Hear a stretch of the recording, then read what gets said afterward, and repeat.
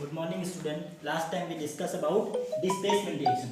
तो displacement reaction it means क्या कि भाई displacement reaction में जो more reactive elements है वो क्या करेगा, less reactive element को उसके solid solution से remove कर देगा। तो हम डबल डिस्प्लेसमेंट पढ़ते हैं। तो डबल डिस्प्लेसमेंट के लिए हम एग्जांपल लेते हैं, एक्टिविटी समझते पहले हम एक टेस्ट ट्यूब लेंगे। इस टेस्ट ट्यूब में 3 ml सॉल्यूशन लेंगे, इसका सोडियम सल्फेट का। Take a test tube and take 3 ml solution of sodium sulphate. दूसरा टेस्ट ट्यूब लेंगे, उस टेस्ट ट्यूब में क्या करेंगे, हम बेरियम क्लोराइड का सॉल्यूशन लेंगे 3 ml। Take 2 test tube. 1 test tube में आपको क्या करना है, फर्स्ट टेस्ट ट्यूब में टेक करना है 3 ml सोडियम सल्फेट सॉल्यूशन और दूसरे टेस्ट ट्यूब में आपको क्या लेना है, barium chloride 3 ml। And now the mix both solution, दोनों सॉल्यूशन को मिक्स करना है। मिक्स करने के बाद नया टेस्ट ट्यूब का मिलेगा, तो उसमें हमने क्या किया, दोनों सॉल्यूशन को मिक्स कर दिया। मिक्स करने के बाद में क्या होता है, after the mixing of solution what will be observe you, आप क्या ऑब्जर्व करते हैं वो हम ऑब्जर्व लिखेंगे इसमें। तो हमने देखा जैसे हम इसको मिक्स करेंगे तो क्या मिलेगा, इनसॉल्युबल सब्सटेंस मिलेगा। क्या मिलेगा हमें, इनसॉल्युबल सब्सटेंस।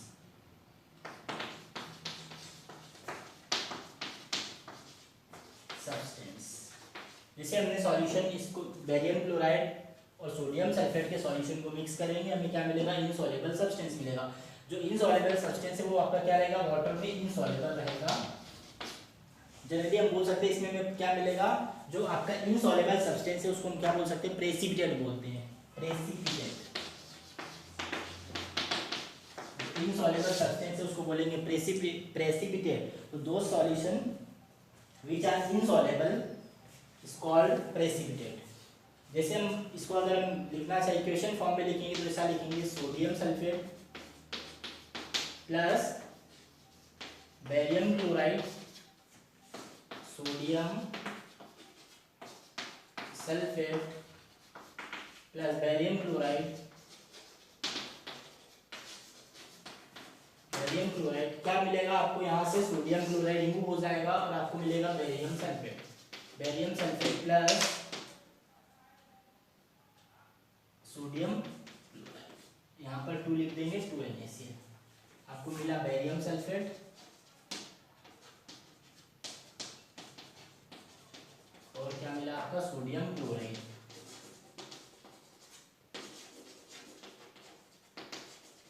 ये जो आपका बेरियम सल्फेट, इसके आपको क्या मिलेगा, PBT मिलेगी, प्रेसिपिटेट मिलेगा। हम बोलेंगे दो solution which are insoluble is called precipitate. जो कि आपका जो इनसॉल्युबल है इस टाइप से व्हाइट कलर के आपको क्या मिलेगा, PPT मिलेगा। जो इनसॉल्युबल रहेगा वाटर में उसको प्रेसिपिटेट बोलेंगे। अब हम देखते हैं जो प्रेसिपिटेट किसके कारण हुई, due to barium sulphate. Barium sulphate के अंदर क्या है, बेरियम प्लस केटायन और सल्फेट आयन है, दो चीजें आपके पास। अब हमने देखा कि भाई यहाँ से सल्फेट आयन निकल के यहाँ गया और यहाँ से जो क्लोरीन है वो निकल के कहाँ है, इसके साथ गया। तो हमें बोलना है डबल डिस्प्लेसमेंट रिएक्शन क्या होती है। तो those reaction in which ions are exchange. देखो इस यहाँ पर क्या हुआ, केटायन एनायन एक्सचेंज हुए। तो those reaction in which ions are exchange between reactant are called double displacement reaction. भाई ऐसी रिएक्शन जिनमें क्या होगा, जो आयंस है आपके रिएक्टेंट के, जो आयंस है अगर वो एक्सचेंज हो जाते हैं तो उसको बोलते हैं double displacement reaction. Those reaction in which ions are exchange of reactant ions are exchange is called double displacement reaction। जिसके अंदर reactants के आयन क्या हो जाते हैं, आपस में एक्सचेंज हो जाते हैं। इस रिएक्शन को हम बोलते हैं double displacement reaction. Single displacement में क्या था, सिर्फ जो मोर रिएक्टिव एलिमेंट है वो लेस रिएक्टिव एलिमेंट को उसके सॉल्ट सॉल्यूशन से रिमूव करता है। तो हमारा हो गया डबल डिस्प्लेसमेंट रिएक्शन।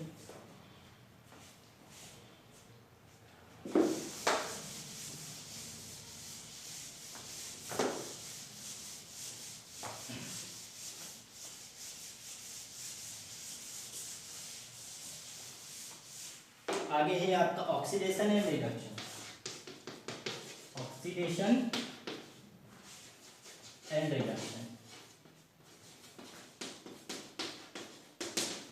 हम बात करते हैं, फिर एक्टिविटी शुरू करते हैं। हम क्या करेंगे, एक चाइना डिस्क लेंगे, उस चाइना डिस्क को हम क्या करेंगे, एक बार क्या करेंगे, गैस वायर पे रख के उसको हीट करेंगे।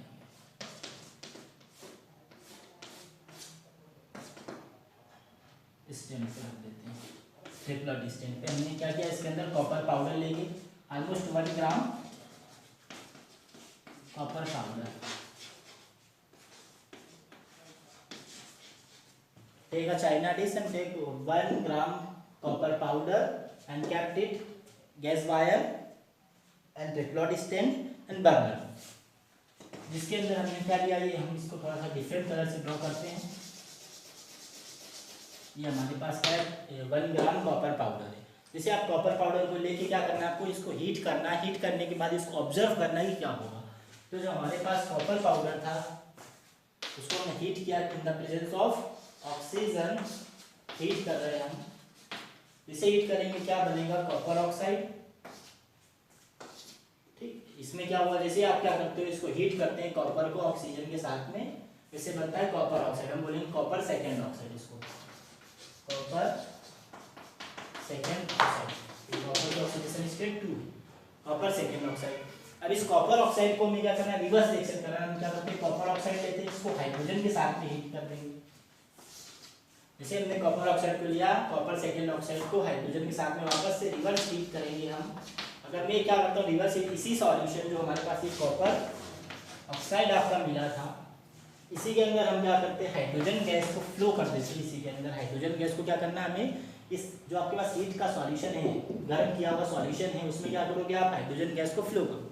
जैसे हाइड्रोजन गैस फ्लो होगा तो क्या होगा, यहाँ से आपका कॉपर अलग और यहाँ से H2O, वापस से आपको कॉपर मिलेगा। जैसे ही कॉपर ऑक्साइड बनेगा आपका, जनरली कॉपर ऑक्साइड ब्राउन रहेगा, ब्राउन से कन्वर्ट हो जाएगा वो, कॉपर ऑक्साइड आपका ब्राउन रहेगा और ब्राउन से कन्वर्ट हो जाएगा वो। इनिशियली पहले हीट करोगे, copper oxide black coating of the surface then brown. ये आपका ये इनिशियल के साथ था ब्लैक कोटिंग से कन्वर्ट हुआ ये ब्राउन में, जैसे आपने हाइड्रोजन फ्लो। अब हम बात करते हैं ऑक्सीडेशन रिडक्शन। तो हम क्या बोलेंगे, किसी भी सब्सटेंस में, किसी भी एलिमेंट में ऑक्सीजन का एडिशन ऑफ ऑक्सीजन और removal of hydrogen is called oxidation. पहली डेफिनेशन में, किसी भी एलिमेंट के अंदर ऑक्सीजन का ऐड होना, हाइड्रोजन का निकलना, तो addition of oxygen and removal of hydrogen is called oxidation. इसका रिवर्स हम बोलते हैं रिडक्शन में। ऑक्सीडेशन मीन्स क्या, ऑक्सीजन ऐड होगा और हाइड्रोजन रिमूव होगा। यहाँ पर रिडक्शन में क्या करोगे, हाइड्रोजन ऐड होगा, ऑक्सीजन रिमूव होगा। तो substance element in which oxygen is add is called oxidation. Removal of hydrogen, addition of oxygen and removal of hydrogen is called oxidation and reverse reduction. It means the addition of hydrogen and removal of oxygen is called reduction. Second हम देखो इसमें क्या हुआ, copper ने oxygen gain किया, element which gain oxygen is called oxidised, इसको हम oxidise बोल सकते हैं। The element which gain oxygen, element which gain oxygen is called oxidized, and element which remove oxygen, element which remove या losing of oxygen, element which losing of oxygen is called reduction। इसके अंदर oxygen add हो रहा है इसलिए oxidation, इसके अंदर oxygen copper से निकल रहा है, यहाँ पर क्या हुआ, इसका रिडक्शन हुआ। अगर हम इस रिएक्शन की बात करते हैं, यहाँ इस पे देखते हैं, इस पे ऑक्सीजन निकला, इसलिए यहाँ पर क्या हुआ, इसका रिडक्शन। इसकी बात करते हैं, यहाँ पर अगर हम बात करेंगे तो यहाँ पर क्या हुआ, इसमें हाइड्रोजन में ऑक्सीजन जुड़ा, इट मींस इसका addition of oxygen is called oxidation. तो यहाँ पर क्या हुआ, ऑक्सीडेशन। तो those reaction in which oxidation and reduction is take place is called oxidation reduction reaction। ऐसी रिएक्शन जिनमें ऑक्सीडेशन और रिडक्शन दोनों एक साथ होते हैं, those reaction in which oxidation and reduction both are take place simultaneously is called oxidation reduction reaction और redox reaction। इसके लिए हम बोलते हैं ऑक्सीडेशन रिडक्शन रिएक्शन या फिर हम बोलेंगे इसको रेडॉक्स रिएक्शन। ऐसी रिएक्शन जिनमें ऑक्सीडेशन और रिडक्शन दोनों एक साथ होते हैं तो उसको बोलते हैं रेडॉक्स रिएक्शन या फिर ऑक्सीडेशन रिडक्शन रिएक्शन। दूसरा एग्जांपल समझते हैं।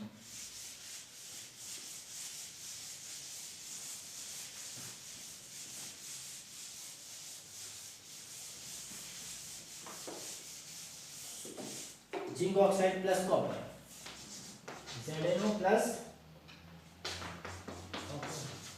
क्या बनेगा आपका जिंक प्लस कार्बन मोनोऑक्साइड। यहाँ देखते हैं हम, यहाँ ऑक्सीजन रिमूव हुआ इसलिए क्या बोलोगे उसको, ऑक्सीजन रिडक्शन हुआ। यहाँ इस पे कार्बन में ऑक्सीजन ऐड हो रहा है इसलिए क्या बोलोगे आप इसको, ऑक्सीडेशन। और दोनों रिएक्शन एक साथ हो रहे हैं इसलिए टोटल रिएक्शन क्या है आपकी, redox reaction. Those reaction in which oxidation and reduction take place is called redox reaction. ये दोनों एक साथ हुआ है, इसमें रिडक्शन भी हो रहा है और ऑक्सीडेशन भी हो रहा है इसलिए इसको क्या बोलेंगे हम, रेडॉक्स रिएक्शन। ओके, अब आगे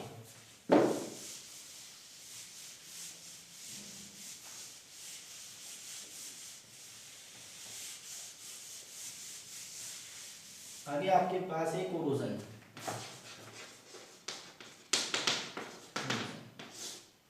ये आपने सभी ने देखा होगा कि जब हम क्या करते हैं, आयरन्स की नई ऑब्जेक्ट वगैरह परचेस करते हैं, आयरन की नए वस्तुएं हम क्या करते हैं, ऑब्जेक्ट परचेस करते हैं और उसको कुछ समय के लिए रख देते हैं, तो उस पर क्या होने लगता है, धीरे धीरे उसका कलर चेंज हो जाता है, उस पर एक ब्राउन कलर की कोटिंग हो जाती है। जैसे हमारे पास जो भी वेसल्स होते हैं, जो भी आयरन वेसल्स हैं, वो धीरे धीरे कुछ समय के लिए हम उनको क्या करते हैं, left for some time, then after some time it becomes brown colours coating. तो धीरे धीरे क्या होता है, ब्राउन कलर की कोटिंग होती जाती है। ब्राउन कलर की कोटिंग अगर आयरन पे होती है इसको बोलते हैं rusting of iron. Rusting of iron it means क्या, आयरन की ऑब्जेक्ट का धीरे धीरे क्या होना, उसका उसके ऊपर एक ब्राउन कलर की कोटिंग का आ जाना, उसको हम बोलते हैं rusting of iron. Generally iron पे रस्टिंग होती है, और भी बहुत सारे सब्सटेंस है जो धीरे धीरे क्या होता है, उनकी जो सरफेस है वो खराब होने लगती है। तो हम ये इस टाइप के कोरोजन, ये सारी जो फिनोमिनोस हैं ये आती हैं कोरोजन के अंदर। जनरली कोरोजन होता क्या है, तो जो भी हमारी मेटल्स है, metals generally metals are attracted by the surrounding substance. जो भी मेटल्स है वो आपके आसपास के जो सराउंडिंग के सब्सटेंस है, जो मेटल्स है आपकी is attracted by substance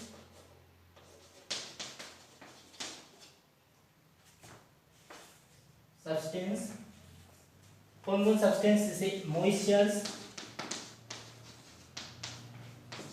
acid, इसमें हम बोल सकते हैं गैसेस।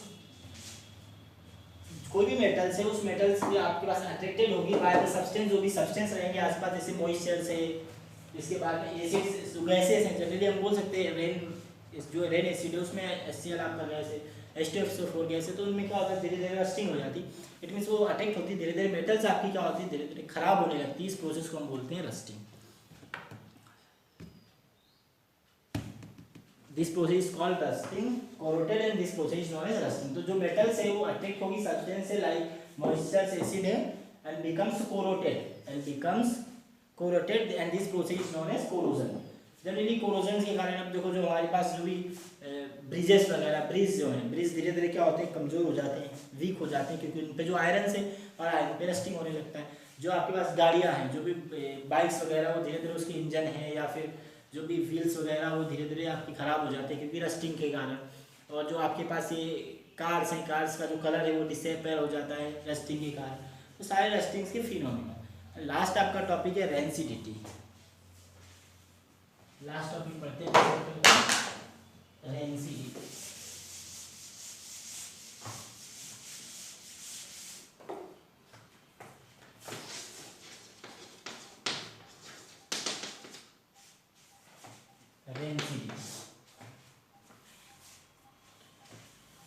रेंसिडिटी क्या होगा वो समझते हैं, एक सेकंड थोड़ा सा साफ कर दें।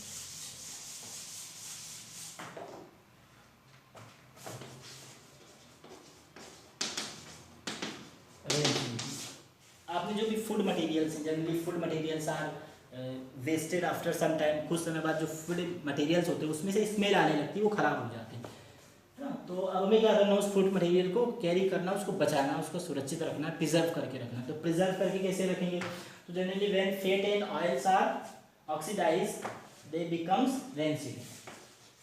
When fats and oils are oxidized they become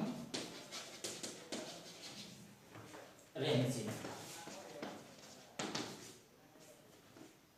they becomes rancid and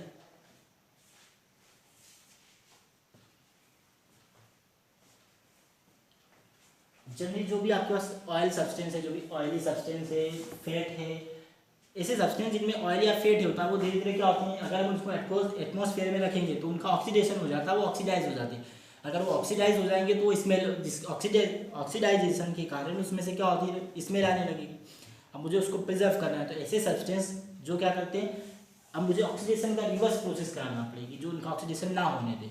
तो those process in which oxidation are stop, oxidation are usually substance which prevent oxidation are added to food material। मुझे क्या करना पड़ेगा, ऐसे substance को उसमें मिलाना पड़ेगा। यूजुअली दो सब्सटेंस विच प्रिजर्व ऑक्सीडेशन या prevent oxidation is called antioxidant हम बोलते हैं। एंटीऑक्सीडेंट्स मतलब जो ऐसे सब्सटेंस होंगे जो क्या करेंगे, उसका ऑक्सीडेशन होने से रोक देंगे। तो हम उसको क्या, ऐसे सब्सटेंस को जनरली क्या होता है, रेंसिडिटी मतलब कि फैट और ऑयल का क्या होता है, ऑक्सीडेशन हो जाता है। ऑक्सीडेशन के कारण जो बिकम्स, वो जो सब्सटेंस वो आपके रेंसिड हो जाएंगे। रेंसिड हो जाएंगे, इस प्रोसेस को बोलेंगे रेंसिडिटी। अब रेंसिडिटी को रोकना है तो क्या करना पड़ेगा, यूजुअली ऐसे सब्सटेंस मुझे यूज करना पड़ेगा जो क्या करेंगे, ऑक्सीडेशन से उसको प्रिवेंट करेंगे। ऑक्सीडेशन से प्रिवेंट करेंगे तो फिर क्या हो जाएगा आपका, उसका जो टेस्ट है और स्मेल वो चेंज नहीं होगा। It mean substance are not wasted और नॉट यूजलेस।